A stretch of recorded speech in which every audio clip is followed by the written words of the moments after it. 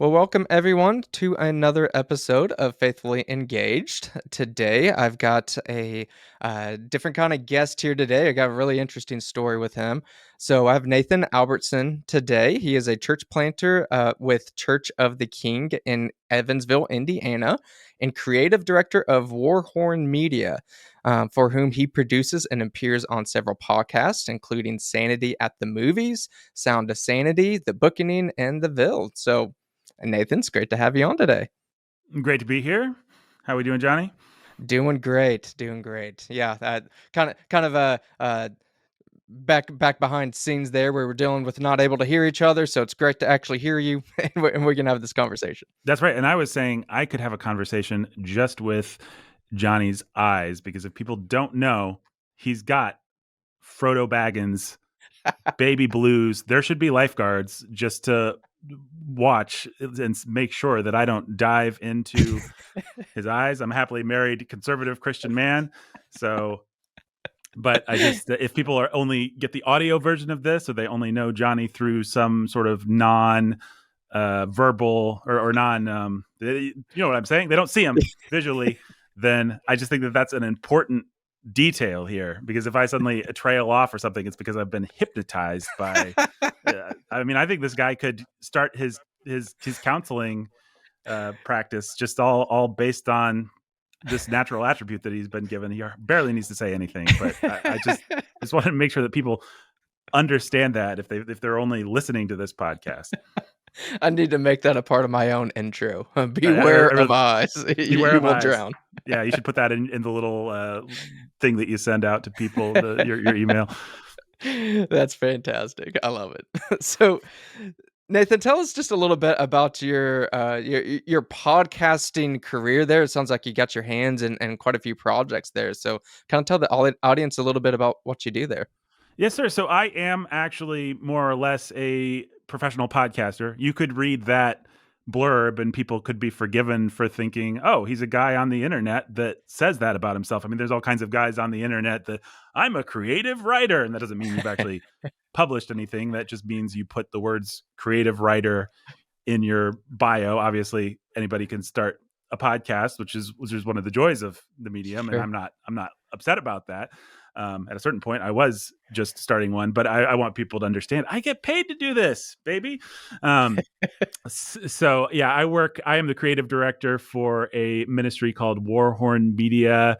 We exist to basically bring sanity to an insane world. That's kind of our byline. So we just want to exist in spaces. Oh boy, listen to me. I sound like we just want to exist in the spaces of basically we want to do we do culture, we do pop culture, we do a lot of different podcasts, we do articles, we've done some video stuff, and the goal is to bring, as I say, just normalcy. Normal isn't normal anymore. So we just want to sort of let people bask in the joy of normal thoughts about sexuality, about other places where the Christian witness is under attack today. So we try not to be people that have a chip on our shoulders or anything like that, but we do kind of want to occupy those spaces where things feel a little danger, and where people are tempted to feel insane precisely because they're sane, precisely because they're the normal ones. You know, they just believe what people have always believed about men and women or things like that. And you know, you can feel very crazy just being a Christian these days. So I occupy that space. Man, why do I keep saying occupy space? I do not care for that language at all. That's like corporate speak. Sounds like Bob Iger or something like that. We're going to occupy the space, but I occupy that space. I don't know where that's coming from. It's those eyes. They're making me nervous, man. Making me. You're drowning, man. I'm drowning. We need to send a lifeguard. But yeah, so I am also a church planter here with our head pastor is named Jacob Menzel, and he also appears on many podcasts with me. We kind of co-founded Warhorn Media together. So my day job is Warhorn Media, but I also preach and help out and do some counseling and stuff like that for our church plant. If people want to listen to my podcast, I'll just go ahead and slip a Yeah. plug in there like a Yeah. real pro. I do one called Sound of Sanity, which again just exists to bring biblical sanity to an insane world. The one that I'm actually most excited about right now is called Sanity at the Movies. And the reason that I'm excited about that is because it is the best Christian movie podcast ever made. So pretty easy to be excited about Yeah. something that's the best in its field, the Mona Lisa of Christian movie podcasts. And by the way, when I say Christian movie podcast, I do not mean that we review terrible Christian movies. We're not doing God is Not Dead or something like that. 2 or We're 3 or whatever we're on or, now. or yeah, and any movie about like a football coach who rediscovers his faith. We are not reviewing that, but I encourage anyone with an interest in movies or culture or the world you live in to check that out. We do some recent releases. I mean, we'll be doing Flash and Oppenheimer and the new Indiana Jones and stuff like that.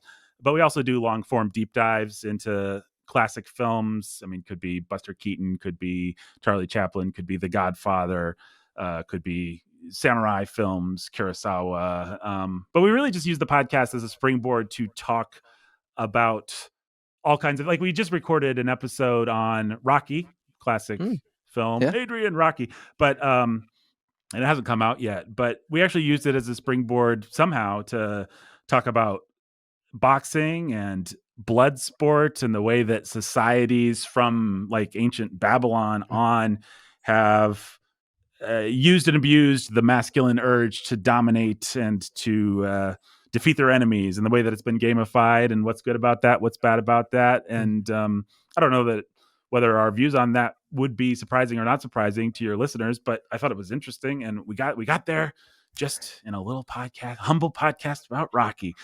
Got all the way from Babylon to Muhammad Ali. So That's awesome. so yeah, I encourage people to check that out. I realize someone on the internet talking about movies, not really all that exciting to just see that, but we're the best. So Can't beat that. so there's my plug. I got it out of the way up front. I'm sorry to be such a crass No, that's salesman great. there. I'm interested too, just with most of my audience is going to be of a Christian background. Sure. And there's the temptation for Christians, especially in today's world, as you mentioned, we're living in an insane world that I think it's always been insane, but boy, here recently we've taken it to some new levels. Mm-hmm. And the temptation is, well, that's all bad. Okay, agreed. So let's just run away, live under a rock, and just watch civilization burn and not deal with it at all. Yeah. And what would be your response to that type of mindset, to just completely withdraw and not deal with the culture at all? Well, you can't unless you have a rocket ship and you can breathe oxygen on Mars and your rocket ship will get you to Mars. You can't. You can only say that you can, but you can't escape culture because you can't escape yourself, and you can't escape the air that you breathe. And culture, that's all culture really is. That's all pop culture really is just the air that you breathe. So I think Christians fall into a couple of basic errors when it comes to movies and entertainment. One thing is and this one was very popular back in the 80s and 90s when I was coming of age. They draw a line in the sand. They say, we do not watch any R-rated movies in our house, or we do not watch any movies made after the year 1970 in our house, or whatever it is. We only watch public and that can work to a degree. You can get rid of some bad stuff that way. And when you say leave the world, I think that's all it really ends up equating to is people draw a line and they say everything on this side of the line is worldly, everything on this side of the line is okay. The problem with that, again, is the human heart and the fact that we live in a fallen world. And guess what? There's lots of PG-13 movies that are filthy, that require discernment. And there might even be some good R-rated ones, you know what I mean? And so, like, I grew up in kind of a homeschooling community, and people wouldn't give themselves to any new art. I can remember a Mm. family that just didn't watch movies.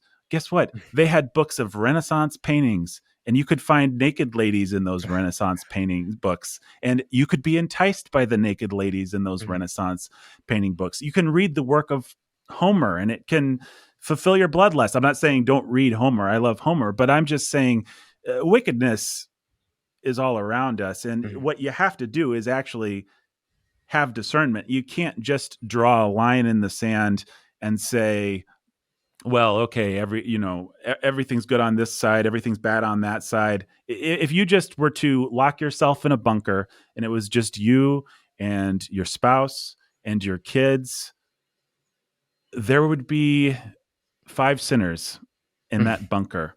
And Mm. actually, unfortunately, I mean, I can only really say this anecdotally, but I think it's true that a lot of sexual abuse, a lot of Mm. molestation, a lot of that sort of stuff actually springs up in very conservative Yeah. communities where they're just kind of creating their own little cult of the family or their own little cult of personality, and they're trying to shut themselves out from the world. But Mm. if you think that that makes you holy, then it doesn't. And a lot of times Mm. God's judgment on that can unfortunately be pretty severe. And people will think, I've removed all sexual Mm. temptation, but then they still have the sexual temptation that's in their own heart. I mean, you could see this throughout Christian history in the monasteries. I mean, not to get into maybe a controversial subject, but you can look through human history and you can see people try and shut themselves out from the world, and always, always, always they have their own human heart in there with them. So that's one error that I've told you, one out of three errors that I think people make. The second one that they make is they say, okay, I'm not going to do that. I'm not going to just draw an arbitrary line in the sand. I'm going to have discernment. Okay, so far so good. But then they fall into what I perhaps uncharitably think of as the gospel coalition error. And the gospel, I like things that the gospel coalition publishes. Don't worry. But one thing that can kind of happen with some of their pop culture stuff is they find a way to kind of baptize it a little bit. Like they'll say Luke Skywalker is actually a type of Jesus Christ, something like that. Yeah. Yeah. And he's a metaphor. And it's like, A, I'm not sure that George Lucas would actually agree with you on that. B, God made the world and he built a lot of Christian typology into the Mm. world. It turns out you'd be hard pressed not to find a metaphor for Jesus. And like, here we are, we're talking. You're a counselor. You talk to people. That makes you a little bit like the great physician, Jesus Christ, who came to Mm. heal people. We can think of a Christ-like metaphor for you. Does that necessarily mean that you're good? No. It just Yeah. means we can no, I still have to use discernment about you and about your practice, right? But Sure. it's easy enough to sort of baptize it and say, well, he's being like Jesus. And I find that people have a little bit of a cheap relationship sometimes with movies and entertainment, where they'll find these kinds of analogies between I mean, I don't know that anyone's ever actually, I'm sure people have done Luke Skywalker is Jesus, but I'll see things like that where they take a movie that is popular and they sort of find the Christian associations in it.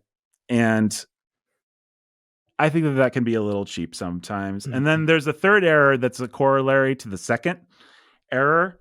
And that's among people who are even more conservative and maybe even to the right of something like the Gospel Coalition. And so, but they end up actually sort of doing the same thing, but they're just looking for different associations, different typology. So they'll say this is such a great movie about fatherhood, and it has fathers and sons relating to each other. And it's not that a movie can't teach us something about Jesus. It's not that a movie can't teach us about fatherhood. It's not that I don't have movies that I respond to because I see great truth in them. It's just that you have to not think shallowly about these Mm. things. Like you have to actually ask, what are the filmmakers trying to say, or the musicians, or with any kind of art. Does you have to ask, does it matter whether they would agree with what I'm pulling out of here? You have to ask, how are they saying it through cinema, through visual language when it comes to movies? And those are the kinds of things that we try to answer on our podcast. And we have a great fun time doing it. So subscribe today, listener. Sanity at the Movies podcast. Man, you're good at this. I think what you're saying though is really important, particularly as Christians. The temptation is, I mean, anybody that's grown up in church, here's the Sunday school answer. It's always Jesus. Yay! Right. Luke Skywalker's Jesus. Yeah, game over. No more thinking here. Right. And there is a deeper level there, like you're saying. And what I'm about to draw, I'm not equating the medium of a movie, and I'm going to draw this to the way that we read scripture. Again, not the Mm-hmm. same things, but similarly, we can read scripture and oh man, King David, I see myself in him. I'm reading scripture, I'm reading those psalms. I'm just like King David, and Yeah. there might be some truth to that. You may have some similarities in a phase of life, but you don't want to read yourself or your own shallow understanding into it. Like, what is scripture saying? What is the meaning? Like, not my meaning, like what is the meaning here? Same thing in Yeah. culture. We don't want to be we just don't want to go at that shallow level. Actually get underneath there, actually think about what's going on. And that takes some brain effort. It's not just It does. eating the popcorn and going on with your life.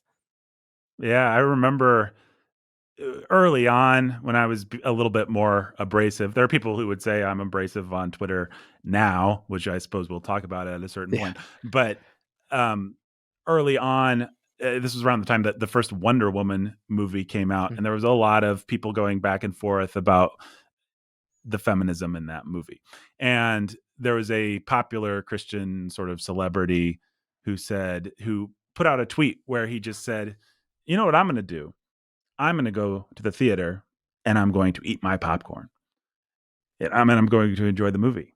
And I just thought, of all the responses you could have, I mean, if you want to say, guys, it's annoying that you're reading so much into this and making it is such a culture war when it's just a wonder. If you want to do that and you think that you can do that, I might not agree with you, but that's an argument. To just simply say, I'm going to intentionally disengage, that's not an argument. That's not mm, helpful. We need to be engaged. We don't get to shut off our brains as Christians. I think what you say about, you use the example of King David, and it's like you can go to a sort of shallow church or hear a shallow sermon where someone will say effectively, you know, when we see the story of David and Goliath, it is just a story of overcoming a challenge.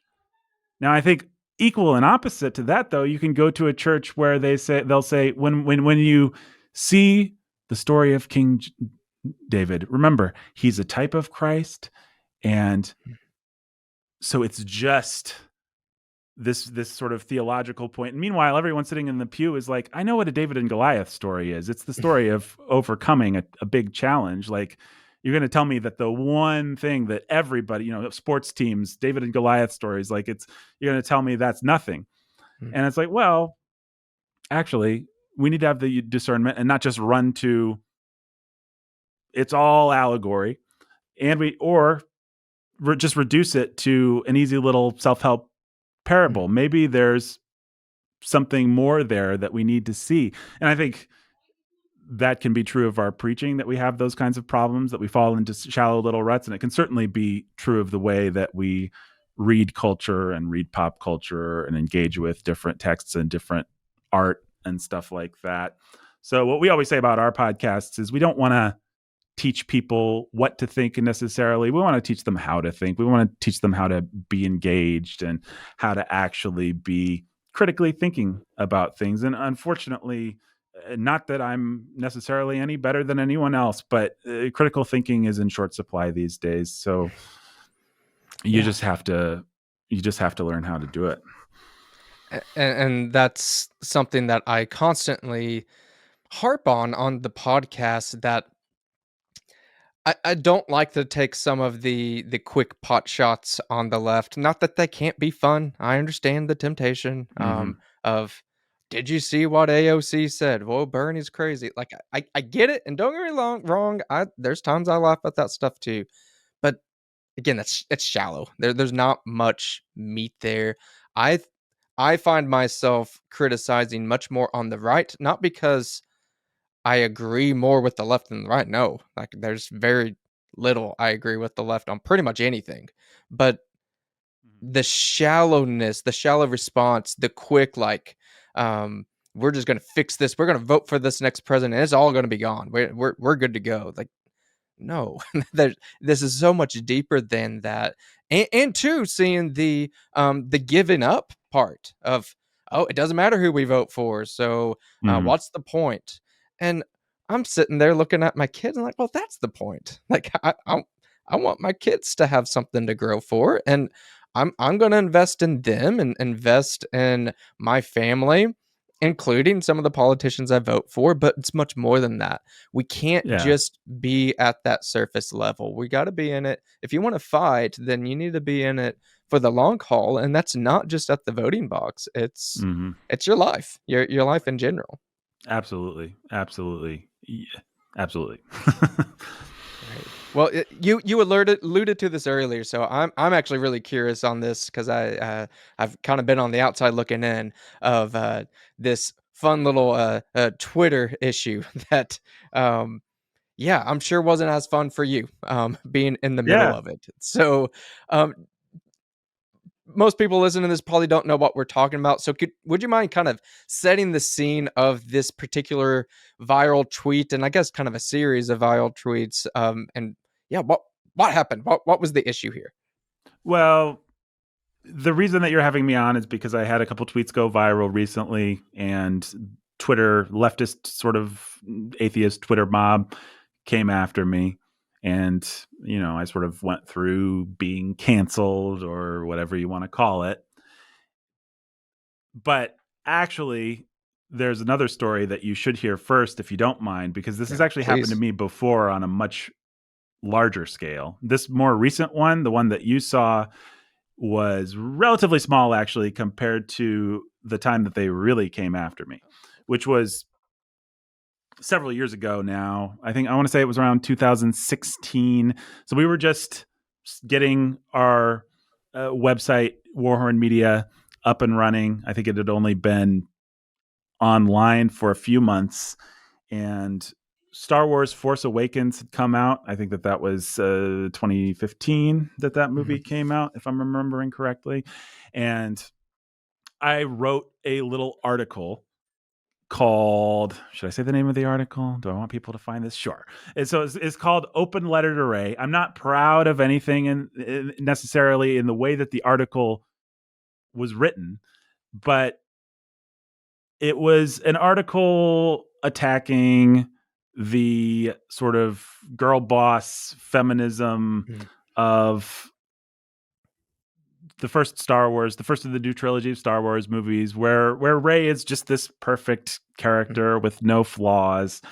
And it was written sort of in a, I guess you'd say, like a humorous kind of a way. It was written to the character of Mhm. Rey. It was like, "Dear Rey, I don't think you're behaving in a feminine manner. Actually, this is not how biology works. You could not simply beat up all these guys, and this is not biblical femininity. And I'm also addressing this letter to Sarah Connor and to all these kinds of archetypical Uh-huh. warrior women. So it's at least in the sort of more conservative circles that I run in, they're beating up on the idea of warrior women at this time, at this point, is a pretty old, like on our movie podcast, sometimes we don't even mention it because it's Mhm. just so like, yep, there's another annoying warrior woman character in this movie. What do you want me to say about it?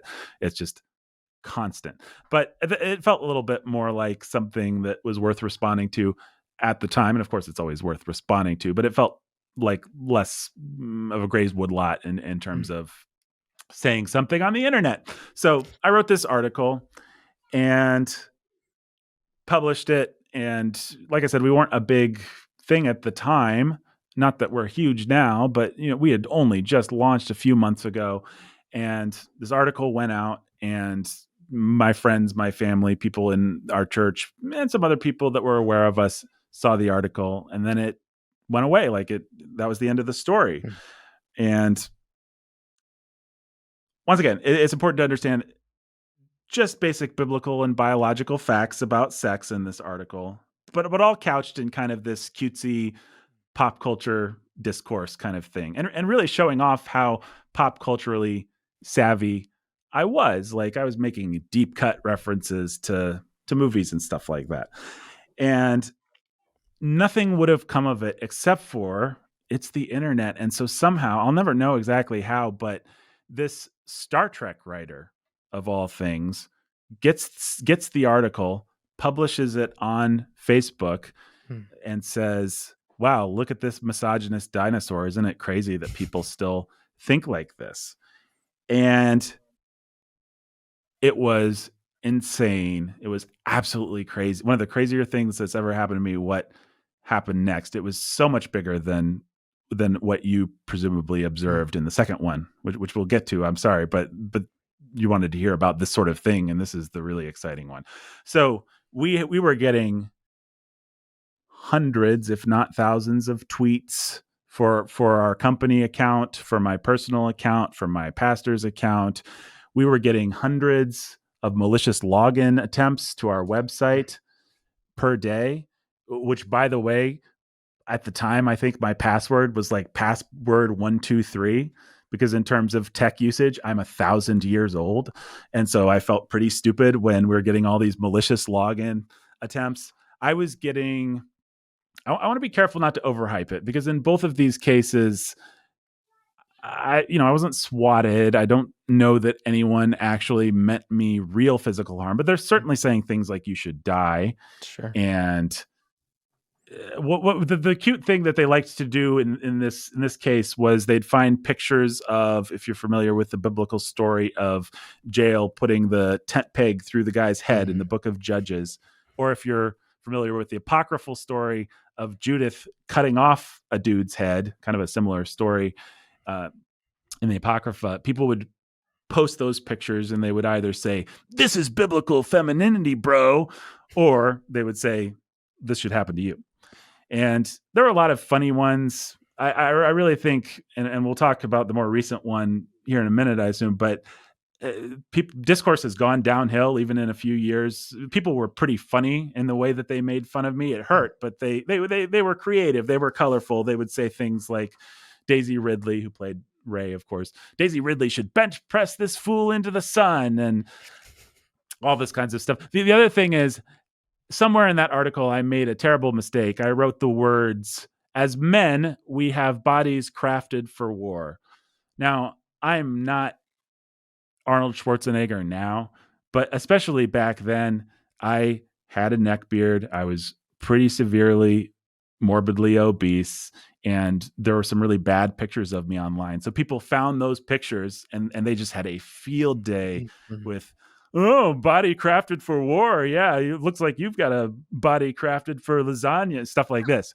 And you've got a body crafted for Golden Corral, or crafted from Golden Corral, and I've gotten in much better shape and that since then, and that was one of the impetuses behind that, because I was embarrassed. I mean, they got me right. Wasn't nice, but they had a point. Like, Mm. and but it was insane. It was just days of. I meant to look up the stats because I don't remember them, but I didn't get a chance to look them up before we talked. But it was, I mean, remember, we're nobodies. We're nobodies, and our website was getting hundreds of thousands of hits. This article was huge. And it's just like every time you check into Twitter or Facebook or any of the social media that either I or Warhorn Media were using at the time, it would just be like more stuff, and just people going insane. And you can find articles to this day. You could probably Google Nathan Alberson. You can find old blog posts, Nathan Alberson, misogynist dinosaur. Nathan Alberson doesn't understand women. Nathan Alberson And I was working not for Warhorn Media at the time. I am now a full-time employee, but we didn't have the money for full-time employees back then. So I was working a job. I was a supervisor at a call center. And the one thing that I had been very bad about was sharing the faith at that call center. I was much more of an internet warrior and not much of Mm. a real life talker at the time. And so I received a bit of discipline from God in that this article got to my workplace, and people who didn't even know that I was a Christian suddenly were confronted with this. And the way that I found out is I went into work, or I worked a full day, and then the night shift lady came in and she was going to take over, and I said, "Hey, Barbara," we'll call her Barbara. "Hey, Barbara, how you doing?" And Barbara said, "Nathan, I saw some very interesting things that you put on the internet." And I was like, "Oh, yeah, very interesting things, Nathan." And I was like, "Oh, well, we could talk." Nope, they were very interesting things. And then nobody at work really talked to me about it, but I knew they had all seen it and they were all talking about it because suddenly everybody was treating me differently, Mm. particularly the women. And I actually did walk in, and there was a girl who worked there, and she was a vegan sort of Buddhist, exactly the kind of person that would be the most triggered by this article. And uh, I, I I was like, "Hey, how you doing, Alexis?" And she said, "Nathan, I saw your article." And I said, "Oh, well, I'm actually much more complicated than you would think from just reading that article. Would you like to talk about that?" And she kind of shook her head and said, "I don't think you'd be interested in hearing what I have to say," and walked away. And there were several relationships like that I just Mhm. never recovered. And so I Mhm. had my workplace intersect with this in a way that I did not expect. And then I found out years later, actually, I found out, I did not know this at the time, but my work was talking about whether they should fire me. Oh, wow. And they convened a meeting where I was in Bloomington, Indiana at the time. They actually there were managers that drove in to Indianapolis where they had their other headquarters. So people drove 2 hours or 3 hours just to get to this meeting where they could talk about what are we going to do about Nathan, the sexist, misogynist threat in the workplace. And I love all the stories in the Bible about like Daniel and his three friends in Babylon where they don't want to eat the rich food, and they've got like a middle manager. Basically they've got the guy that's in charge of the food and he sticks up for them. I love any story where there's like a pagan used by God to help God's people, somebody who is sympathetic to God's people. In any case, I had a manager that was like that, and he was Mhm. at this meeting and he liked me, and he knew that I did a good job at my work. So they're all going back and forth for like an hour. Like, what do we do about Nathan? Should we fire him? Do we have just cause? And he finally says, "Guys, if Nathan had acted on any of these things that we suspect, like if Nathan was a horrible sexist in the workplace, if Nathan was nasty to women in the workplace, if any of this had actually created anything, then and made Nathan anything less than a model employee, then we could fire him. But this is just something that Nathan said on the internet.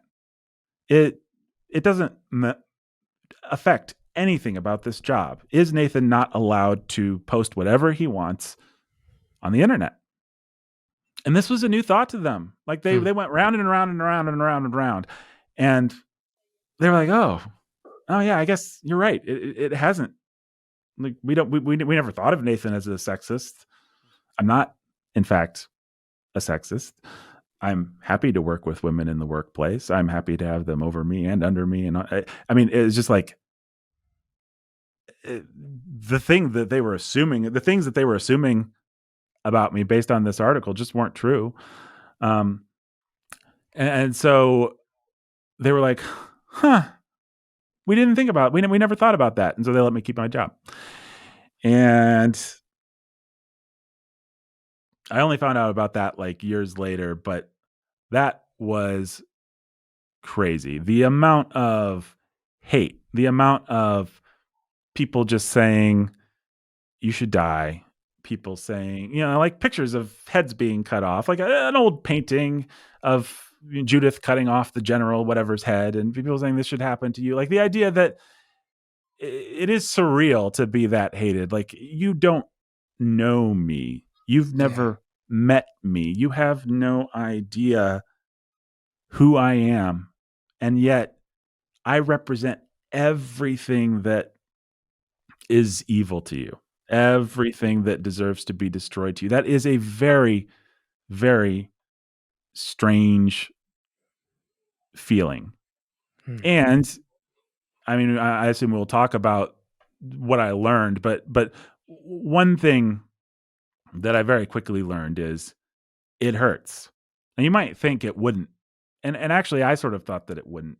Maybe you think it would, maybe you think it wouldn't. But it really hurts when strangers are saying you're ugly and you're fat and you deserve to die and you represent a horrible outdated. It's like I sort of thought it wouldn't hurt because whatever, they don't know me and I don't know Hmm. them. They're not actually mad at me. They're mad at an idea that they have about me. Like people that know me in real life, even people that disagree with me strenuously, don't want me to die and don't think Hmm. that I'm an ugly troll. So why should I be hurt by the internet? This vague, like these names and these fake names and these profile pictures. They don't like me. Who cares? Well, I cared. It hurt. It really, really, really felt bad. And so it took a long time for our website to recover from the negative reviews that we got in various places where you can review websites. We had to pull.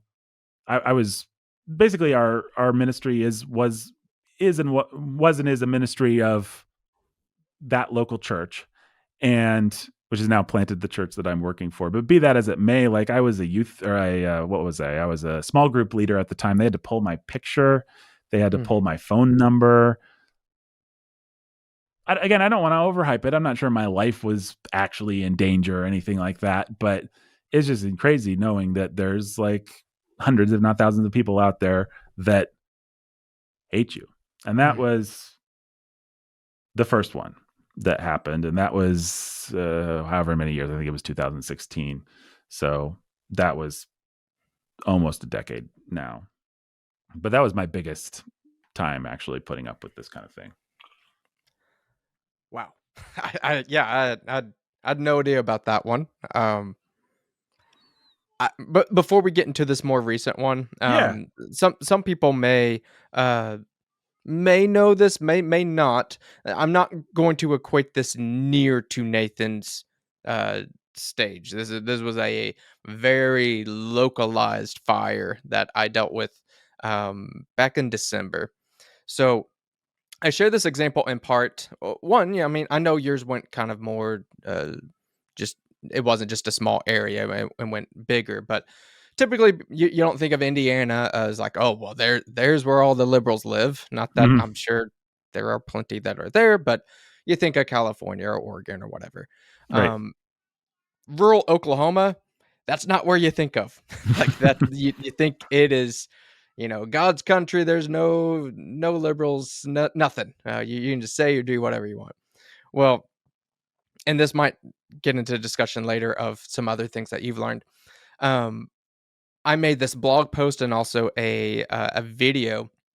Now, mind you, I actually stand by all the content of what I said. It was Mhm. basically attacking pronoun usage and just really kind of the gender ideology, transgender type of movement. I did not, and I will not apologize for that content whatsoever. And I know that's really at the heart of why people got upset, because you're not supposed to say those things, Right. particularly as a counselor. Like you're supposed to gender affirm and all that stuff. Well, I'm kind of like in your shoes there. I'm just a nobody. I just started Truth and Grace Counseling. It was brand spanking new, and some local activist, about 30 minutes away from me, in a little bit of a bigger town, like 100,000. They got a hold of that, and they weren't too fond of that. And you could see the rainbows on their profile pictures and two spirited, and that you kind of knew who you were dealing with. And something that I learned from that, again, not apologizing for the content or the message behind it, Mhm. but I realized, especially if I'm going to put my name on something, um, I I need to go down for something that I really believe in. Yeah. Because this blog post and video, like it had like Elon Musk on it. It was right when he took over Twitter, and it was cutesy, kind of Mhm. like yours was. It was not meant to be taken as super serious. I said something in there that kind of reminded me of Men Built for War that said something like, "I, clearly a masculine male, can say I'm a female," or whatever, and Mhm. again, it was meant kind of tongue in cheek, and I take things sarcastically, and of course, the internet doesn't always do a good job of that. Right. Um, so, anyways, there's some of these local activists. They are ticked. You should lose your license. All that good stuff. So I ended up tweaking the blog post. It's still up there, but it's very much more clinical type of language. Mhm. And that's one I would not apologize for. That one, Right. I think the structure is good. Um, if that makes me lose my license, then please take it. I don't want it at that point. But I learned that, like, if I'm going to do some of these things, I don't know when, if or when something might take off, but if it does, am I going to stand behind it? Am I going to? I know I can't be perfect on everything, but Right. I need to be cautious with the structure of how things are, because I know that may not be why they're going to hate it, but they're going to use it against me. Yeah. And I'm wondering with you, particularly on this first one, with that first article, which you had no idea was going to go to that degree. Do you kind of feel similarly that, hey, I could have structured this differently? Like, what was kind of your post mortem thoughts on the article itself? What did you learn from that? Well, I certainly learned that one of the weird things about the internet is that it's for everybody unless you are, well, I thought I was writing to my audience, and I was Mhm. writing to my audience. I wasn't writing primarily a piece meant to proselytize or to explain something to someone who didn't already agree with Mhm. me. It was basically just the I hope the good kind of preaching to the choir, like, hey Yeah. guys, like let's remember that we have the truth on their side. Now, that being said, well, that being said, that's not what happened. A bunch of people that had no context for it got a hold of it. And that is just one of the weird things about social media and Mhm. about the internet. And one of the, I don't want to say necessarily a bad thing, but just, you just always have to remember, you don't, if you're writing for your Aunt Bertha, your old biology teacher might also see it. And your old Yeah. biology and teacher and Aunt Bertha would never naturally talk to each other Mhm. or be in the same space. You would not sell them an idea the same way, but they might, if you just post something on Facebook, they're both there. If you just post something on TikTok or whatever the kids are using these days, they might both see it. For some reason, your old biology teacher is on TikTok in this analogy. So that was that was good. Now, on the other hand, I think I sort of learned, I always thought that I was the kind of person that could structure things in such a way that pagans would like them, that I could reach people by meeting them halfway, by being really savvy about my approach, by showing that I was one of them. So I think in my mind, what I thought is, well, when people read this article, they'll see all the references. They'll see that I'm a movie guy, that I'm a pop culture guy. Actually, I'm a better pop culture guy than they are. I know more references than they do. And somehow having that stuff in there will perfume anything that they don't like. And it turns out in Second Corinthians 2, the Apostle Paul says, we are the aroma of Christ to God, to the among those who are being saved, and for those who are perishing, we are the aroma of death. We People didn't care about any of my cutesy stuff. They didn't care about any of my meeting them halfway. They didn't care about Mhm. any of that. All they smelled was the aroma of death. All they sensed was God's judgment. I mean, if you read Romans 1 and you see that everyone has the truth of God somewhere written on their heart, and people live in rebellion against that, and people felt violated. They felt slapped in the face by me standing for God's truth. I mean, they took it really Mm, personally, and it just didn't matter. I mean, if anybody, let me just be self-aggrandizing for a second. If anybody was going to be able to say, "Hey guys, we all speak the same language, but I want to kind of sneak some mm, truth into my speaking of the same language," I would have been able to do it. I mean, I was such a pop culture guy, such a movie guy, and I really tried to do it, and it did not work. So, am I therefore arguing that somebody listening to this should go to their workplace and just set themselves on fire and say everything as terribly as possible? And if they see someone who has pronouns in their bio, they should tell that person, they're going to hell. No, no, no, no. None of that. We need to be wise. We need to be discerning. We need to be kind. We need to be gentle. These are all real things. But we should, as we do that, we do need to remember that Christ said, if they hated me, they'll hate you. And the Apostle Paul said, we're the aroma of death to people that are perishing. And so I will talk to young people, young men in particular. My beat is pop culture. So I'll talk to young men who are like, I've got to see the latest Quentin Tarantino movie or whatever, because then I can talk to people and we can have a dialogue, and then I can share Jesus with them. And I was just like, dude, if you're not sharing Jesus with them now, you're not going to suddenly have the courage because mm, you've accumulated some points with Quentin Tarantino. And I'm just here to tell you, like, the second you bring God's law into it, they ain't going to be impressed that you're Quentin Tarantino. They're just not. I realize I'm wildly generalizing here, but it has been my experience that at some point we just have to tell the truth to people. And again, I want to be very clear. That does not mean we have license to just be jerks. It does not mean we carry "God hates fags" signs, like that church did. That was evil. That yeah. was mean spirited, cruel. We do not do that.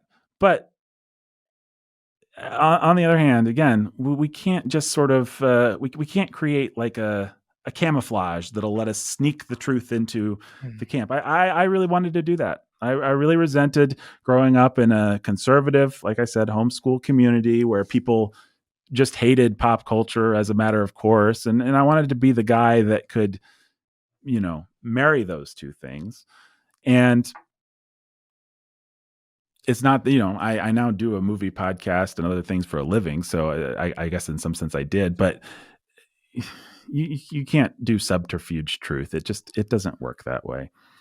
So I don't know if that even answers your question, no, but I think it's a great, uh, yeah, it's a great food for thought there. That again, that discernment, that wisdom needs to be there. I think that's something that I really learned in my own little small journey, and I'm actually really grateful that that happened to the degree that it did, because it was a very small, like it was ugly, yeah, but we're talking dozens of people, dozens of pretty miserable people, yeah, and it stayed there, and I was actually really grateful it was that size instead of the hundreds, thousands, that I mean, you learned a lot, but that's a yeah. whole lot more intensive, and I was very grateful that I didn't get to that degree. Well, and I Now should say before I'm sorry to interrupt. yeah, go I ahead. should say before we get too far afield, I think your listeners will already be able to hear that there are things I regret about the way that I wrote that article. That as long as I'm going to, like you said, as long as I'm going to go down, I might as well go down for something good and for something that really Yeah. represents and for something that's not just like sort of casually tossing things off. I do think it would have been better if my article was structured and strategic and kind and good in a way that it perhaps wasn't if I had brought more maturity to it. I just don't think that necessarily would have made a difference to Yeah. my critics, as we'll call them. Uh, Um, but it made a yes. difference to me. It made a difference to the Christians that were watching me, and it would have made it's always better to do well than to do poorly. Sure. Um, so But yeah. Anyway, but you were point saying, taken there that, yeah, if you had the perfect article and it was just structured beautifully, they're still gonna hate you. Like, that's just the reality that you have to get to, that they hate you because they hate God, and Yeah. you have And to I live think with a it. lot of people want to avoid that truth because it's not a very pleasant truth, Mhm. and because they like things. If you're a movie guy, it's like, well, maybe I can use my movie lore to reach somebody, or and you know, yeah, you could make friends with somebody and go see a movie. There are ways you could do it, but you're not going to ever escape from just having to actually stand with Jesus, for Mm. Jesus, and for obedience to Jesus. And people aren't going to like that necessarily. Yeah, no, I think that is a truth that we have to know and be willing to deal with that up front. Now, not everyone's going to have a viral article or whatever, but you might have a family member that hates you. You might have a Hmm. coworker, and that's hard too. And Yeah. you have to come to terms with that. There's no, and it kind of goes back to what we talked about earlier of just with stuff and culture. There's no quick Jesus answer that's just going to get you through that. Yeah. You got to go deeper, and Yeah. there's no out. Yeah. Exactly. Yeah. Got to use your mind. Got to have the Holy Spirit working in your heart. I think this transitions well, and I'm curious of with kind of this context of this past bigger experience into this one that happened just a few months ago or Yeah. whenever it was. So yeah, kind of tell us about this latest Twitter adventure that you had. Well, okay. So I was off of Twitter. I did not actually get off of Twitter then, but Twitter became increasingly an unpleasant place, Mm. especially for somebody like me. And I don't love social media.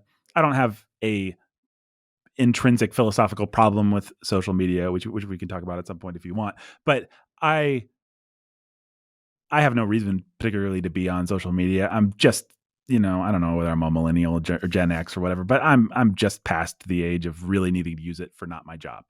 But Yeah. maybe that's not true. I don't know. But in any case, I I was off of Twitter for several years because, and then I thought, I work for a social media company. It's my job to promote these podcasts. It is my job to promote these things. I should be on Twitter, especially with Elon taking it over. It felt like there was going to be more space and less censorship. And I just liked what he was. I don't love everything that Elon does or everything that he's done with Twitter, but I felt like the algorithm was kinder in Mhm. terms of people actually even seeing my stuff. And so I was like, I'm going to get back on and I'm going to start using this. And this was only maybe less than a year ago. I got on there and started tweeting again. And I pre-programmed my tweets and I write them in advance and, maybe spend an afternoon. What are some nuggets of wisdom? What are some provocative things? What are some funny things? I mean, I have files of, I've been doing creative content work for a long time. So I have files of jokes and files of insights and stuff like that. I'm the kind of guy that organizes things into not actual notebooks, but digital notebooks. So I just grab Yeah. stuff and I tweet it. And I'm not going to pretend like there's always great discernment in that. Like I want there to be, but also it's like I've got an afternoon. I need to make this intentionally grabby and sort of a little bit provocative, but also not too much. And, I'm always trying to walk that line.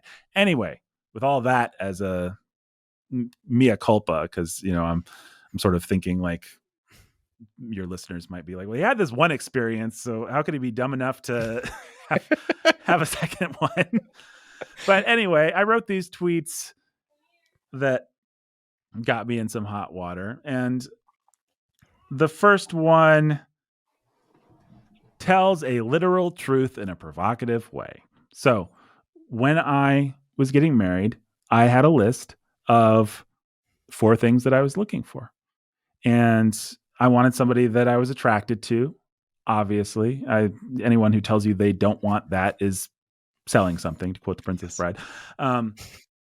I wanted someone who believed in biblical femininity, someone who understood that I was looking for an Ephesians 5 wife, that she wouldn't be surprised by the word obedience or anything like that. Again, if you're a biblical Christian, that's obvious. Um, I wanted somebody who was willing to learn and grow and be teachable. That's what I always look for if I'm hiring an employee, if I'm choosing a friend. Like, you don't want somebody that's the best version of themselves that they'll ever be, because that person's not going anywhere. They're stuck. They're proud.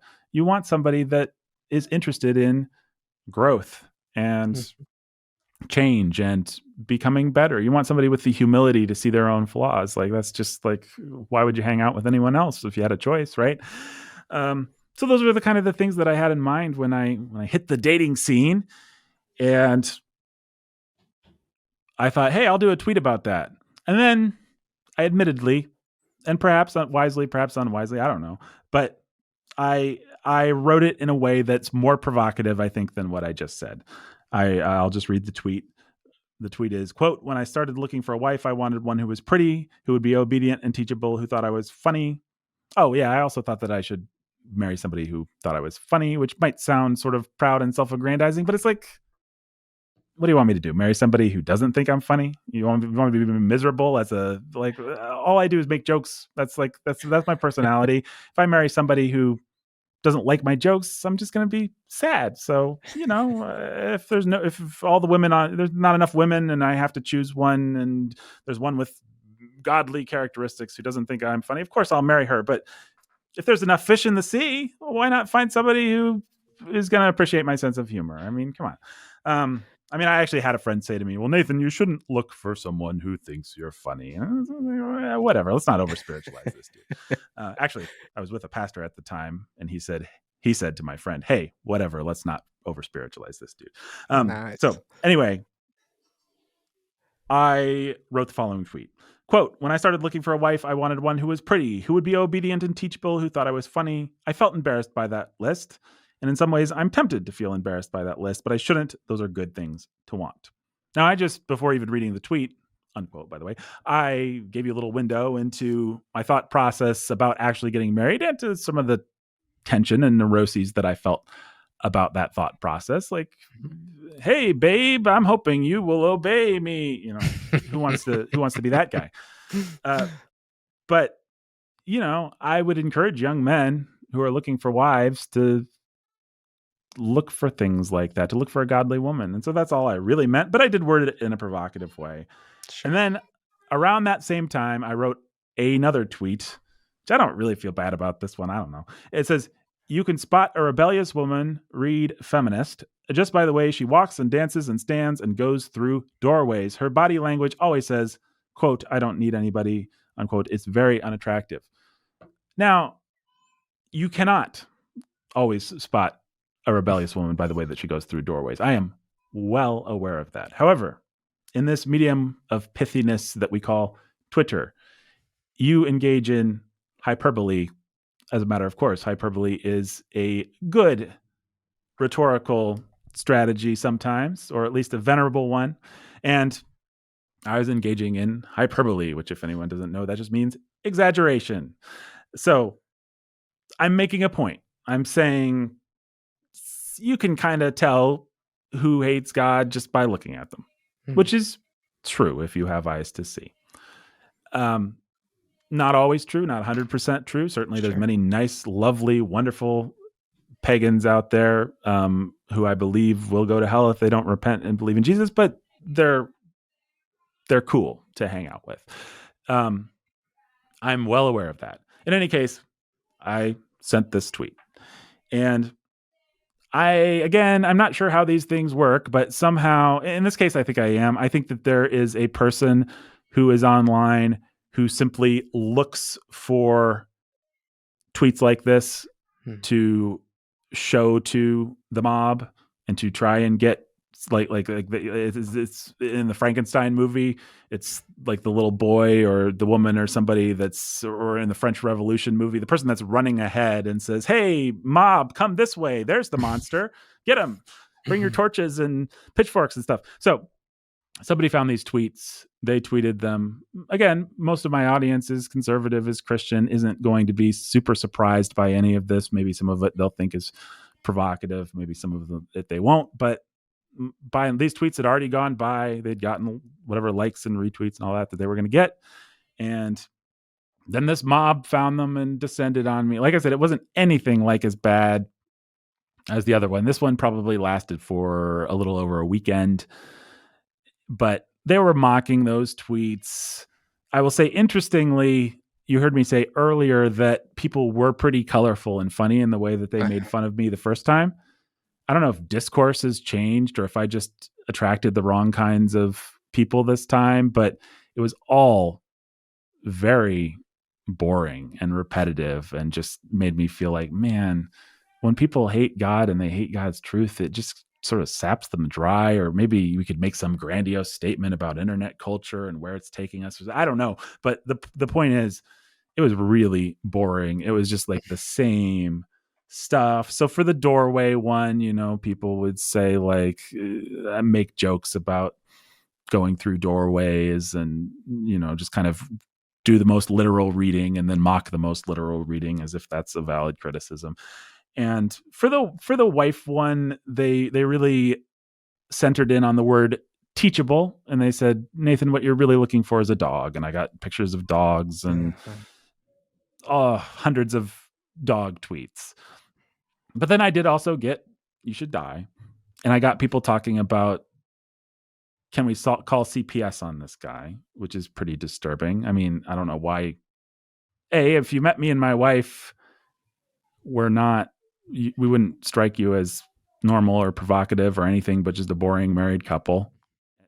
Pretty happy one, I think, by God's grace. You don't know me, but somehow you've extrapolated from this obviously intentionally provocative tweet, like even assuming the worst of the tweet, you've decided you need to, have my house and my children. It's just kind of awful. So again, I'm hesitant to overhype these things. I'm hesitant to say persecution, although I suppose that word does apply to these instances. But in this particular case, that felt like persecution. That felt pretty nasty, like the whole CPS thing. It's like, come on, guys. Like, you disagree with somebody, and so you want to like think of a way to destroy his life. So that felt nasty.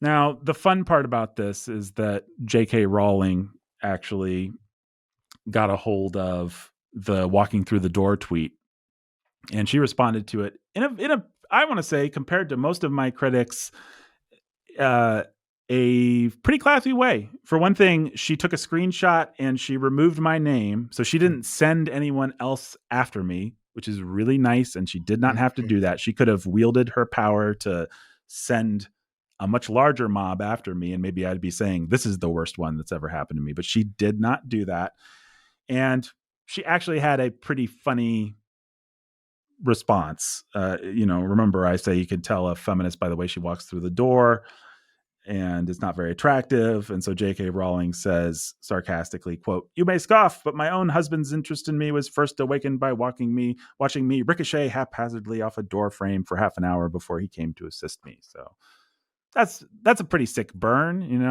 and it is making fun of what's hyperbolic about my tweet. Obviously, demure women know how to make it through a door just as well as harpies. So you got me, J.K. Rowling. Good job. That was fun. I mean, I will always have that. I will always be able to say that J.K. Rowling made fun of one of my tweets, which is pretty great. She did what do you call it? A Davra Kedavra. What's the killing curse in Harry Potter? Yeah. Well, she's not a part of Harry Potter anymore, so she can't do any of that. Yeah. That's true. Talk about a woman who's experienced cancel culture. Poor right. J.K. Rowling. I like J.K. Rowling. I like Harry Potter just fine, although it was a little slightly after my time. I remember the younger kids reading it, and I read it and I enjoyed it. But in any case, super fun to have been attacked fairly successfully by J.K. Rowling herself. Now, the other maybe interesting point of comparison, just before I'm done with this part of the story, is something has either shifted in. Well, I don't know. I don't know whether I can make any broad statements about culture or about my standing or about anything else. I don't know why this happened, but the first time with the open lettered array, the really big one, the thing that was actually most disheartening was that nobody defended me. Nobody stepped in between me and the mob. Nobody. And I do mean nobody. I had people reach out privately and say, "I'm sorry you are experiencing this," but nobody who wasn't a workmate or somebody that was part of our organization did anything. And I think, I mean, if I was going to make a statement about this, I'd say, I don't know, maybe we just all have more handles for what cancel culture is. We have the term Mhm. cancel culture. We know the mob goes after people and we don't like it by and large. It's just people don't like when they see this is happening now, and they see the flimsiness of it. I don't know. In any case, this time, lots of people on Twitter did stand up for me and argue with people. It's pretty senseless trying to argue with a Twitter mob, like a real mob. All they want to do is destroy. They don't want to hear arguments. They don't care. They're not interested. But I mean, even assuming the best about them, they're not interested. Like, there's it's just that's not what they're there for.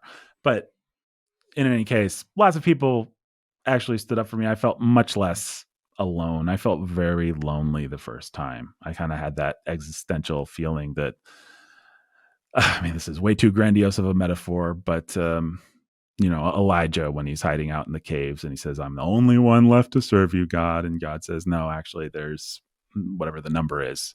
There's lots of other people that have not bowed the knee to Baal. Well, the first time I sort of felt like I was the only one who hadn't bowed the knee to Baal, which is Mhm. again, way too self-aggrandizing of a metaphor, but I did feel pretty lonely. This time I did not. So that was nice. And maybe that's one of the reasons I'm saying that the first one felt so much worse. But in any That's case, that's that's the story. that's interesting there on that second or that last part. I think that's probably a bit of encouragement for audience out there that's concerned. And I know, like you said, cancel culture is kind of a household term at this point of, oh my gosh, I don't want to be that person. I don't want to lose my job, all that. Uh, Of course, that's still a concern. Right. I'm not going to act like that doesn't happen to people, but it seems to have lost some of its just nastiness that absolutely nobody will be around me.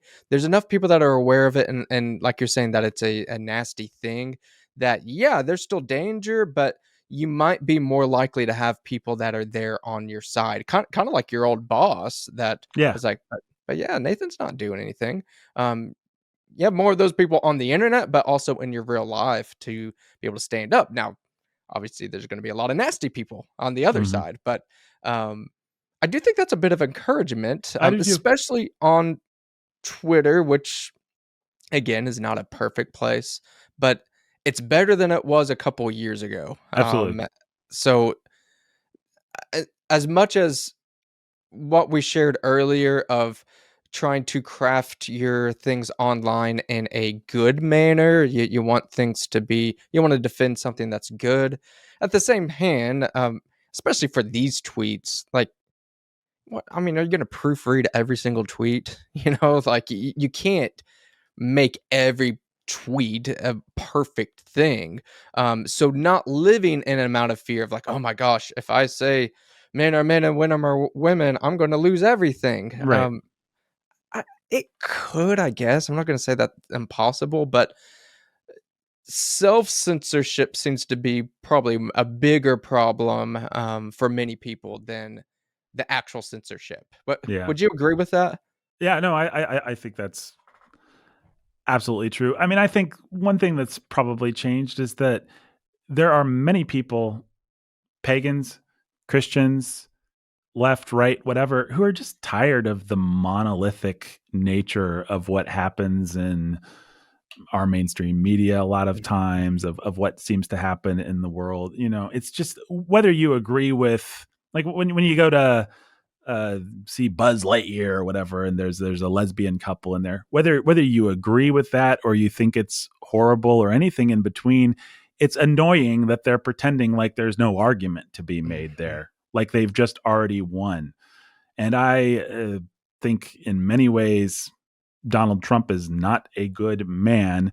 But one thing that did happen in 2016 that I think a lot of conservatives really appreciated was just having the feeling that, oh, it's not a fait accompli. They have not just Mhm. already won. There's still an argument to be had. And I'll use my favorite phrase: we can still occupy space. We don't have to just go and retreat to the hills yet. We Yeah. can just still say, hey, don't agree with trans stuff. And actually, I've got most of human history on my side. And there's no particular reason for me to feel weird about that. I don't have to be like aggressively angry about it on the other hand either. But like, I can just assert that I'm the normal one. And I think that has changed to some degree, and it's been good. There's still a lot that's I don't like this word very much. It's too overused. There's still a lot that's toxic about culture and about the nature of discourse these days. But I think a lot of people are just tired of what is toxic about Mhm. it, which is a good thing. No, I definitely think that's a good point. That certainly in Christian circles, truth is, well, if it's not, it needs to be at the top of your priority. We need to fight for truth. Hmm. Um, but you're seeing that in some of the culture at large, which is a very good thing. Not saying that everybody that's trying to fight for truth, some of the transgender stuff and everything, not saying that they're all Christian, but Hmm. that does show that our culture kind of to use this fight type of language there. It's not completely over. That we've Yeah. not completely lost all semblance of truth, as much as that seems like is the case sometimes. Um, God's given us enough grace that we're not done yet. So Hmm. let's not act like we are. And even if we are all the way done, like that's not our call. So just make the best of the life you have in front of you. And if you're going to um, go down swinging and go down with a Hmm. great story. Yeah. Don't go down just kind of cowering in fear. That's we're all gonna die, but I'd rather you die with a pretty cool story. You get to die with J.K. Rowling roasting you. That's Yeah. pretty cool. Exactly. Yeah. I mean, I think, and in addition to everything you're saying, which is great, we just one of the ways that we quote unquote win is by simply asserting, hey, look at me. I believe that a wife should submit to her husband. Now look at my marriage. It's Mm, actually very recognizable. We're not yeah. monsters. My wife is not bowing to me. She's not calling me sir. I'm not beating her. Mhm. She's very happy. She certainly tells me what she thinks, and she certainly puts her foot down and all kind of like look, we are in a complex dance that is a married relationship, and it's a complex dance that you could recognize and that your parents had and that you have if you're in a relationship. And I happen to believe something and I happen to just be normal. And so Mm, I think many Christians just live in this kind of with a perpetual sort of chip on their shoulder, like they feel like they're odd. And so therefore they act odd. And that's where you get some of the cosplaying Christians that are like, I believe that my wife should submit, so she's going to wear a dress like she's from Little House on the Prairie. And you get people acting weird precisely because they kind of already feel defeated, and so they're like, yeah. okay, well, I guess I'm weird. I'll own it. I'm weird. And it's like, I think just strategically speaking, it's better to say, I have these beliefs that you guys are all acting like are weird, but actually, I'm just a dude. Look at Yeah. me. Look Yeah. at this. It's not that weird. We have kids. We teach our kids to obey us. Our kids are happy, whatever. Like, I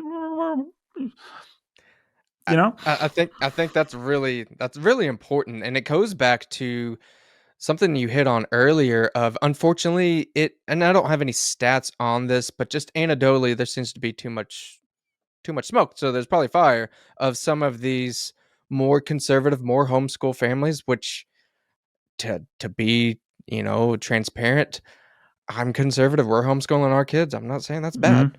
Hmm. But particularly more old school where there was some of that hush hush sexual abuse, don't say anything, living in fear, and it's just because, oh, we're doing the right thing by being conservative and homeschooling, and then that's it. Like, Hmm.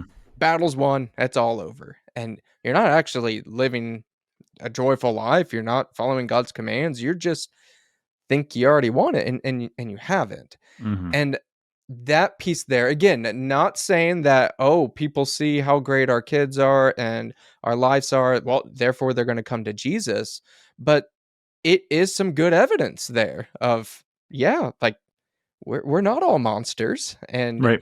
I actually was thinking of this when you're talking earlier. I'd forgotten about it.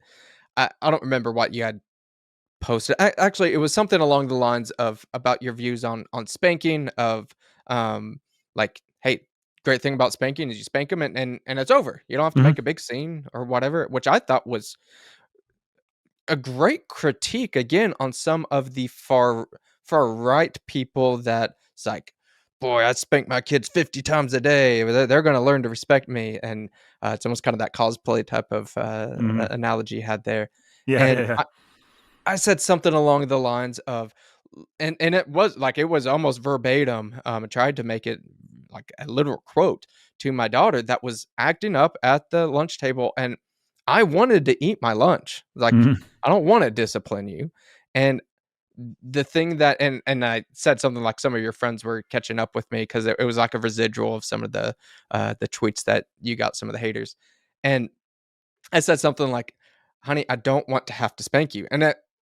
I said it wasn't a threat, and legitimately it wasn't. It's like, I want to eat my lunch. Right. Like, just Yeah. leave me alone. Right. And they take that of, "Oh, you're abusing your daughter. She's gonna grow up to hate you. She's gonna have all these scars and say, 'Well, I need to be obedient.'" And just nonsense things. And not that I'm gonna convince them of anything, but I do know that I put my daughter to go take a nap after that, and she says, "I love you," and she Mhm. hugs me, and that's great. Like, I don't have to prove that to anybody. Um, I Right. have it. I know I'm not a perfect father, but I I have this authentic, real relationship, and that's what you need to really invest in, not trying to do things to win points, but do it because it's good, and that's gonna exude from you, exude from your kids, exude from your wife. Um, don't try to win those internet points just to win internet points. It's not gonna get you much. Yeah. No, absolutely, absolutely true. I mean, like I said, I'm doing internet stuff because it is the nature of my job, but uh, a lot of people that I see that are on there that are just there to be a culture warrior. I mean, I don't want to be too reductive about this. I think there can be some good things about that, but it's like, go outside, like, smell the roses. Like, is there is this battle actually happening in your family, in your extended family, in your workplace? Do you know anyone that represents the extreme negative point of view that you're fighting against, or are you just fighting these weird abstract internet uh, battles and attracting the most trollish sort of opposition when instead you could be loving your neighbor and doing 100 times more good for the gospel? Again, I engage in culture polemic. I like many people that do. I am not totally against it, but I do see an immature version of it that's out there. Yeah. Kind of getting towards just wrapping things up here, just trying to get Mhm. some takeaways Yeah. for the audience, what, and especially with some of your experience both in the podcasting world and kind of having the mob against you. What would you say are some kind of take home some real practical things the audience could do to do what you're mentioning of engaging in the culture, but not just to fight these big wars and win internet tough points or whatever. What are some practical ways that you can engage in the culture, but in a very healthy and biblical way? Well, I am a great believer in the local church and in Mhm. real Christian community. I had a old pastor and mentor who used to say, "There's no such thing as a Lone Ranger Christian," and it is absolutely true. If you're just on the internet, guns a blazing, and then you don't go to church, I have no respect for you.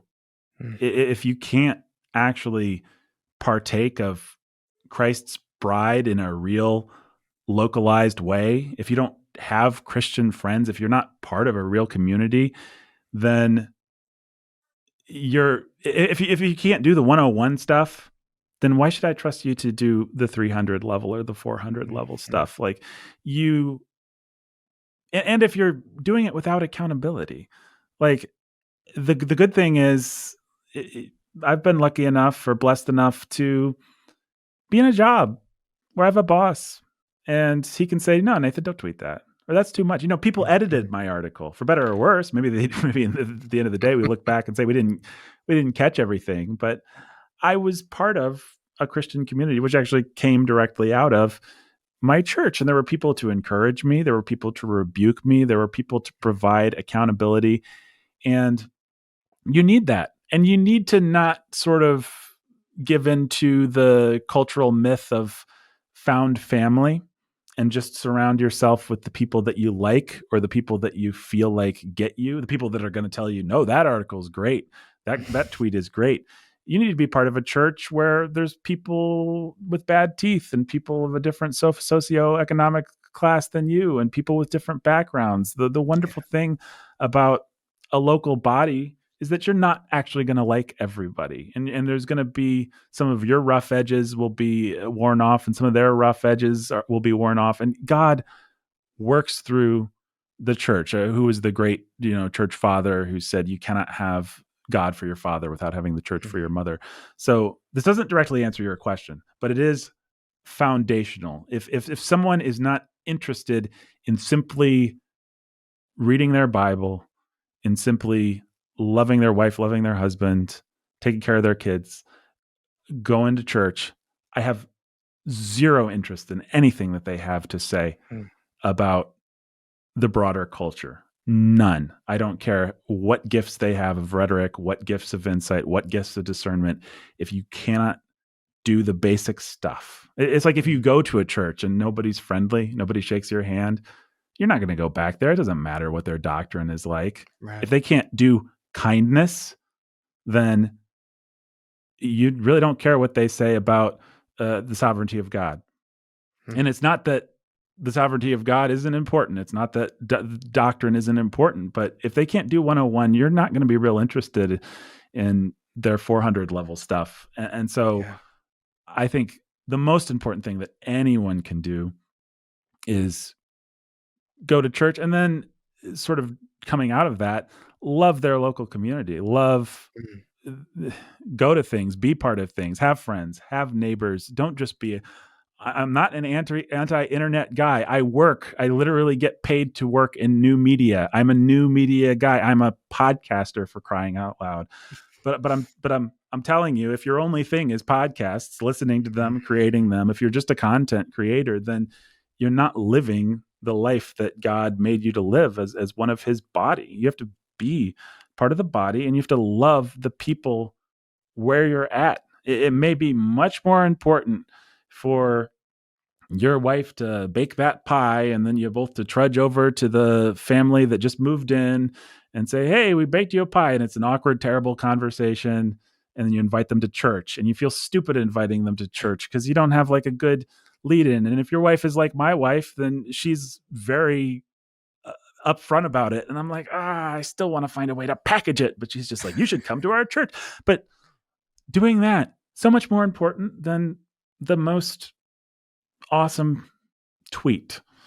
I mean, internet. I like the again. I don't want to sound defensive about this, but I like Twitter. I like these things, but they're designed to flatter you. They're designed to make you feel like you're getting likes and hits, and they want you to get enough not so much serotonin that you're done. And I don't know how serotonin works. You probably do with your feel, but just using the pop culture way that serotonin works, they want you to get enough serotonin that you don't give up and you're just happy, but enough that you keep coming back. So they want you to feel like you're getting engagement and like you're making a difference, but usually you're not. um, Yeah. so be part of life. That that is the first thing. And then when you engage, when you do these things, do it with accountability, do it with discernment, do it with people who can tell you, no, that's dumb. Or no, you know what? Actually, it wouldn't be wise to go. Like, we know you're work now has this policy about LGBT, but we actually think it's more important that you support your family right now than that you make a big statement and go down in flames at your workplace. Or we think, as your pastors and elders, we've prayed, we've thought, we've discerned, we think you're actually in a really good position to take a stand right now. In other words, there's some strategy to this. It's not just like you're sinning if you don't Yeah. say the truth here and you're successful if you say it here. There's some strategy, there's some discernment, there's some times of life that are better than others, there's some stations of life that are better than others to do things. So, and those are decisions that are really hard to make unilaterally. You need people who can hold you accountable. And then finally, I've learned that attention is addicting and negative attention is addictive too.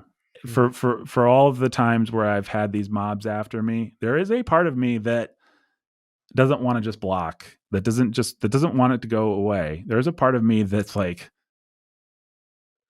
gleeful about people knowing my name even when they're Mhm. hating it. There's a part of me that, call it masochistic, but a part of me that's like, yeah, punch me. At least you're acknowledging that I'm alive. Yeah. Uh, and that could be addictive, and that can be hugely destructive. And obviously, we all see this on the internet all the time, um, where people just get addicted to negative attention, and they keep being more and more provocative and being saying things in the most provocative way, being rhetorically unwise, just because, not because they actually want to help people, but because they want to get attention. And Mhm. when you become that person, you can inspire followers that way, but you won't actually be inspiring, you won't actually be giving them anything. What you'll be doing is finding people whose essences you can drain kind of Mhm. empirically. We've all probably worked for people like this, for a boss who it's actually about him and it's about what he can take from you instead of about him making you the best you that you can be Mhm. for the company or whatever it is. If you become the kind of person that just exists to provoke, that just exists for attention, then yeah, sure, maybe God can use a random tweet or blog post or podcast or something that you do. God's in the business of using terrible things in his service, but you won't actually be helping anybody by and large. You'll just be sucking other people dry, just looking for followers, looking for proselytes. And I'll say one other thing. I said that was my last one, but here's my absolute last one. Um, you got to just be wise. Let me just say something about social media. You need to know what social media you're using, what it exists to do, what Mhm. works on it, what doesn't work, who's in charge of it. You can't go to Facebook and do the same thing that you can go to Twitter, that you can do to Right. TikTok, that you can do to Instagram. They all exist for different purposes. They all have different algorithms. They all have different people uh, running them. And so I think actually the most useful way to think of them is I am walking into the town square and I want to make myself heard. So, how many people are in this town square? Is it the kind of town square with a cork board where you can post, I want guitar lessons? Or is it the kind of place where you could get up on a soapbox and declaim your views and people will want to listen? Or is it the kind of place where if you do that, it'll just be noise and everyone will ignore you? You need to know who's the mayor of this town. What does he want? Why are people Mhm. coming into the town square? What are they there to buy? What are they there to sell? What's Just think of it that way. And I think it can kind of discipline you.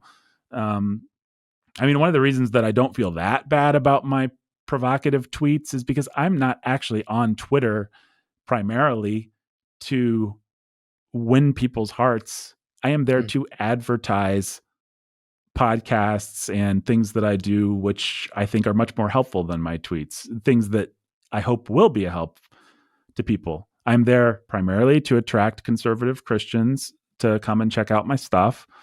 And so that's who my audience is. I'm using a brand that works for me as a whatever I am, a millennial Gen Xer, one that was designed for my kind of people with my frame of reference. And I'm going there and I'm saying, hey, look at me. You think I'm funny? You think I'm neat? You think I'm interesting? Well, then come check out the stuff that actually matters. What I'm not trying to do is change anybody's heart or mind through Twitter. And so there's a sense in which I'm very intentionally preaching to the choir, and I don't feel shame about that.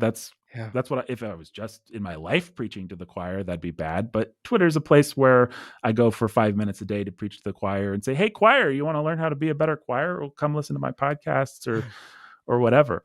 Um, but like it's if you're the kind of person that's going to write a tweet about spanking in order to change someone's mind or write a Mhm. blog post or whatever, that's fine.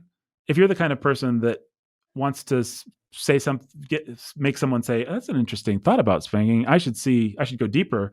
That's another kind of thing. I'm not saying which one's bad or which one's good. I'm just saying know the difference, know which Sure. one you're doing, and do it well. So that's a lot. I hope there's some helpful stuff in there. I think there's a lot of helpful things, as I'm sure you would agree with, if on those kind of takeaways, if you are a Christian, honestly, if you're not a Christian, but especially if you're a Christian, um, there's just no excuse to not be a part of a church. Yeah. There just isn't. You can tell me, "Oh, I don't like the church I'm going to. Oh, there's this problem," and you're probably right. So your option is to either gut it out, try to make your church better, through however you can state what's going wrong, or volunteer in things. You can do that. You can go find another church, um, or you can go be a part of planning a church elsewhere, or something like that, moving. There are no other options. There's not Mhm. the, "I'll just go check something online for a year or 2, and then we'll get to something else." No, like, you gotta be a part of a church. That Tired of hearing those type of excuses. So, the other I mean, stuff on go ahead. I really think like there's not a good church in my area, Johnny. Well, at the end of if that's is it really not true, or that there is it really true that there's not a good church in your area, or is it just that you don't like the music here, or you have a slight Right. disagreement here, or they wear ties and you prefer to wear sweater vests, whatever. There's all those kinds of things that we just need to overcome. And then if there's really not a good church in your area, your soul, the soul of your wife, the soul of your husband, the soul of your children, so much more important than the benefits you're getting from your Fortune 500 company. I mean, Yep. move. Yes. If you really tell me there is nothing, then what I'm going to tell you is your responsibility is to not live where you live. If now, I'm not sure I believe you when you say there's nothing, Right. but granting that, find a church. So important. At 1,000%. I agree with that completely. Um, I've been in situations where I've been not a there's no good churches, but, yeah, this isn't the healthiest situation. I get it. I get those things happen. We're all messy people, but that is such a rare occurrence, especially in Oklahoma, or I'd assume in Indiana, but really anywhere in this country, very, very rare. But like you said, if that is legitimately the case, I guarantee you can find a church somewhere. And shoot, use the internet if you need to. Find a pastor that you really respect and ask them. Do you have a tool? Do you know somebody nearby? It's imperative, and it is not an option. It's an option to interact on Twitter or to listen to podcasts or whatever. That is not. If you're going to be a follower of Christ, you have to be in a church. That's Well, it. can I just say one more thing about that? I'm sorry Yeah. to keep interrupting. No, good. I don't know how you smell, and your pastor does. And when he gets up, and he speaks to you. God works through the preaching of the word in a way that God simply does not through a podcast. And I am a Yes. brilliant podcaster. Listen to my podcast, subscribe, share, 5 stars, everything. I love podcasts. I love what you're doing, Johnny. I'm just saying, like, that can't be that is Mhm. not that's like a supplement. It's not the Yep. meal. It cannot be the meal for people. Yes. Absolutely. So I'm really glad that you let it off with that. And again, the other things you mentioned, fantastic. Obviously, we both agree with podcasting. And I think it's a great medium. I love listening to podcasts when I'm mowing the lawn and going for a run or whatever. Like driving in the car. There's fantastic things about podcasts.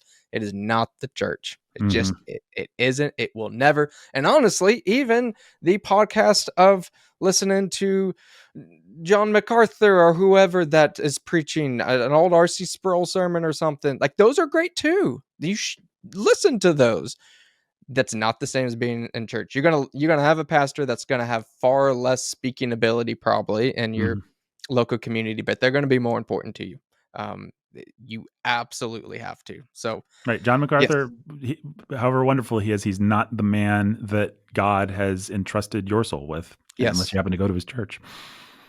absolutely. So yes, definitely. Please take that home. I think that's probably a good idea to bring that home on maybe not every single episode, bring that up, but often enough. You cannot be uh, listening to even great voices on podcasts or even like I said, even great pastors and think that's the same thing as being in a body. It's Amen. just not. Amen. Great. Well, that being said, I know you did a great job of pitching yourself earlier. Let's let you have one more chance to pitch yourself and where people can find you. Well, folks, you can follow me at Twitter on at Nathan Alberson. Of course, see wonderfully provocative tweets about all kinds of things. Taking down those pagans with the sword of justice. That's me, brother. They don't stand a chance. I am your hero. Give me your money. But go to just kidding. You can follow me at Twitter at Nathan Alberson. But more importantly, as I said, I really love the movie podcast that we're doing, Sanity at the Movies. Would encourage you to listen to that. Even if you're not a big movie guy or gal, you're going to hear a lot of just general truth and all in an incredibly fun package. So Sanity at the Movies, also Sound of Sanity, which is more broadly dealing with culture. We've got a podcast called The Bookening, which is on a bit of a hiatus right now, but we talk about great literature. At some point, we're going to record our 4-hour episode on Anna Karenina, the greatest novel by the greatest novelist of all time. But we've got a big backlog of episodes on the great works of literature. If you like that kind of thing, you can also listen to Chip and Lance, our children's podcast. It's like a story kind of podcast with characters and hilarious comedy and stuff like that. You can also listen to The Ville, which is a drama fictional podcast. These are close to my heart. But if you just want an entry point into my wonderful work, you've been so inspired by everything that you've heard on this podcast today, and you're just like, I want to hear more of that guy. He's my hero. I never have to go to church again. Go to listen to Sound of Sanity or Sanity at the Movies would be your first stops. So there you go. Is that a good enough pitch? That perfect. You nailed it. If everybody's not there right now, I'm very disappointed in you. Yeah, me too. That's a great pitch there. Did I mention you're a bad person if you hear all that? Terrible. Man, yeah. Well, you better be there right now. I mean, Yeah. seriously. If you're driving your car, you better pull off and get there Are you right still this listening to this podcast when you could be listening to mine? Get off. No. First, you listen to Truth and Grace Counseling Podcast, Faithfully Faithfully Engaged. engaged now. Yeah. Yes. First, you finish your whole every episode, the whole back catalog of Faithfully Engaged, and then and only then you're like, no, my life is over. I have no more good podcasts to listen to. You go listen to Sound of Sanity or Sanity at the Movies in particular. And once again, don't have to be a big movie person to listen to our movie podcast. Just have to want the best content on the internet. Perfect. You nailed it. Well, Nathan, it's been great. Great conversations here. I think the audience really has a lot to glean from. They got a lot of homework to do as far as podcast listening to get to. But I really appreciate you being on today. Hey, it's been a joy. Thank you, Johnny. All right. Well, guys, hope you enjoyed this conversation. We'll catch you on the next episode.